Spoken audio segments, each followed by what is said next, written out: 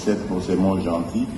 Et je rebondis d'ailleurs sur ce qu'il a dit pour vous prier de m'excuser parce qu'après mon intervention et les réponses que j'obtiendrai, je devrais me retirer.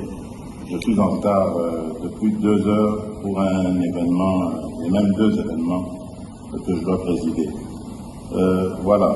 Je reviens, permettez-moi, encore sur le monnayage, parce que une de mes représentantes, qui est aussi candidate à la députation nationale, a été plaidée pour quelques-uns de ses électeurs dont la carte a connu des problèmes de défectuosité. Et là, malheureusement, et c'est vraiment scandaleux, des agents de la CENI lui ont exigé de l'argent. Donc, à raison de 10 000 francs congolais par duplicata.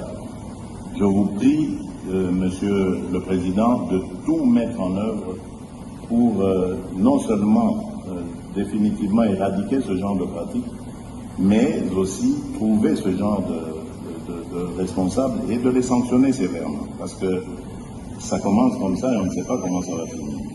Donc soyons très prudents. Alors, je voudrais aussi faire une autre observation à propos du décalage horaire entre la zone ouest et la zone est.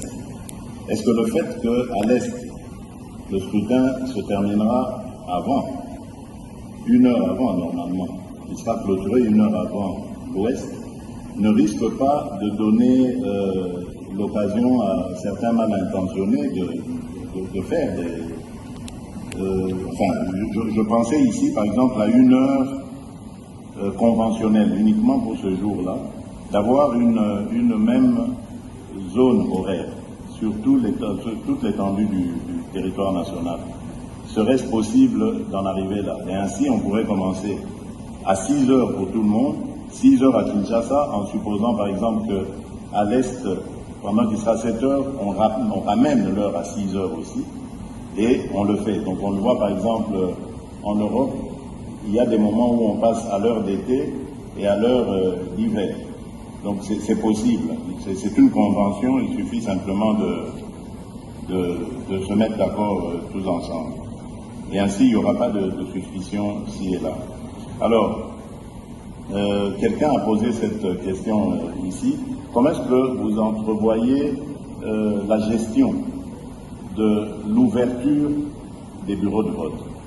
Parce que je me souviens, en 2018, il y a eu énormément de problèmes à certains endroits. Il y a eu des bureaux qui ont ouvert plusieurs heures en retard.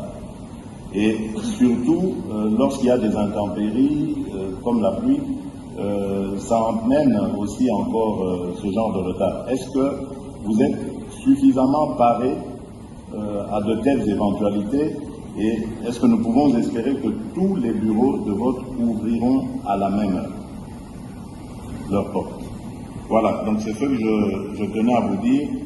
J'attends donc votre réaction, Monsieur le Président, avant de pouvoir me retirer. Je m'excuse en tout cas encore une fois auprès de mes collègues candidats, mais le devoir m'appelle. Voilà.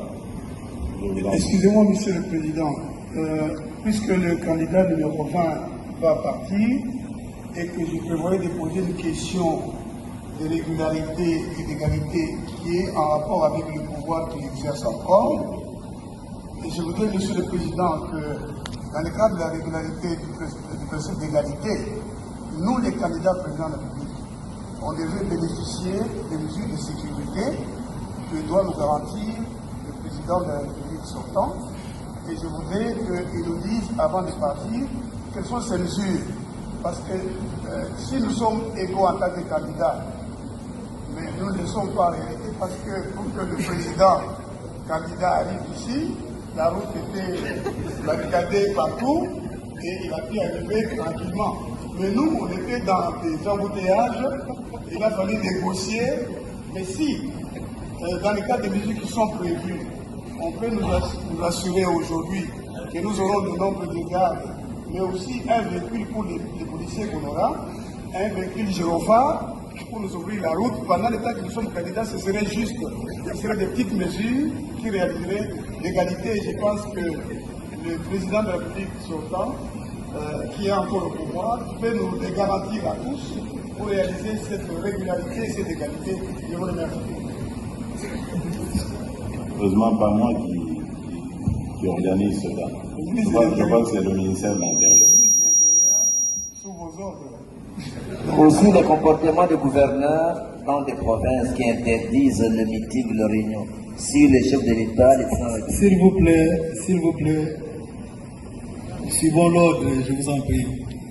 Nous demandons à son Excellence, Monsieur le Président de la CENI, de répondre à la question qui a été posée. Et je voudrais vous proposer, avec tout le respect dû à votre rang,